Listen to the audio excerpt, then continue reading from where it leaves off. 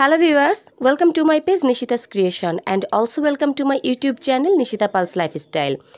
যশোরের ফিল্ড ভিজিটে গিয়েছিলাম, তো সেখানে আমাদের যে কাজগুলো ফিল্ডে কর্মীদের মাঝে যাবে, যেগুলো ছাপ দিয়ে রাখা হয়েছে এবং যে কাজগুলো ফিল্ড থেকে উঠে এসেছে ধোয়া এবং মার দেওয়ার পরে এরপরে সেগুলো এখন আয়রনে যাবে লন্ড্রিতে।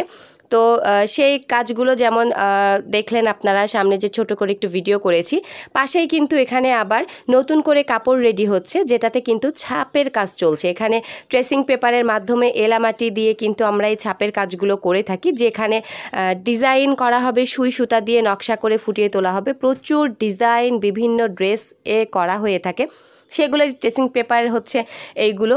এখানে আছে সুতা, যে সুতাগুলো দিয়ে কিন্তু কাপড়ের সাথে ম্যাচিং করে তারপরে কিন্তু কাজগুলো কর্মীদের মাঝে বিলি বন্টন করে দেয়া হয়, যে এই ডিজাইনের ড্রেসের সাথে এই সুতাগুলো দিয়ে ডিজাইন করে কাজ উঠে আসবে। যেমন এখানে সাদা কিছু ড্রেস রেডি হয়ে আছে, আবার এপাশে টরে কালার প্লাস এখানে পেস্ট কালারের কিছু কাপড় ছাপ দিয়ে রাখা হয়েছে রেডি করে। এই ডিজাইনটাও কিন্তু ফিল্ডে কাজ শেষ হয়ে গেলে চলে আসবে আমাদের মাঝে, নতুন করে আসছে। আর এখন যেটা যা দেখছেন এটা কিন্তু গুজরাটি ডিজাইনের একটা ডিজাইন দেয়া হচ্ছিল। এটা হচ্ছে ওড়নাতে দুইজন কর্মী মিলে এখানে ছাপের কাজটা করছিল। আর এই যে ট্রেসিং পেপারে ছাপ দেয়া, এটা কিন্তু আসলে একজন দিয়ে দেয়া যায় না, এটা দুইজন মিলে কিন্তু এই কাজটা করতে হয়।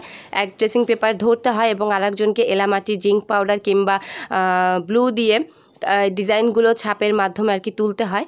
আর এইটা হচ্ছে কাজগুলো যখন উঠে আসছে কিংবা আমাদের কাজ যখন রেডি হয়ে এখানে আছে, তো সেই কাজগুলো এখানে রাখা ছিল। বাবা গিয়েছিল আমার সাথে, বসেছিল, আমি সেগুলো দেখে নিচ্ছিলাম। কোনোটার আবার ওড়না আসছে, কোনোটার ওড়নার কাজ শেষ হয়নি, বা জামা আসছে, আবার কোনোটার জামার কাজ শেষ হয়নি। তো সব মিলিয়ে আর কি এখানে ঘোলঘাট একটা অবস্থা। এখানে শাড়িও আছে, অনেক কাজ উঠে এসেছে, নতুন অনেক প্রোডাক্ট কিন্তু আমাদের মাঝে আসবে। যশোরে আমি যা গিয়েছিলাম মূলত এই কাজের তদারকিগুলো করতেই।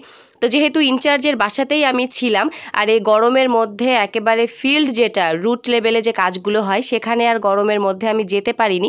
প্রচুর গরম ছিল, 43 ডিগ্রি তাপমাত্রা। তো আমি আর আসলে ঘুরতে ঘুরতে ক্লান্ত হয়ে গেছিলাম। পরে সেখান থেকে বাসায় আবার ব্যাক করি। তো এই যে দেখছেন কত ডিজাইন, যতগুলো দেখেছেন অধিকাংশই কিন্তু ঢাকায় চলে যাবে আমি ঢাকায় যাওয়ার সাথে সাথে।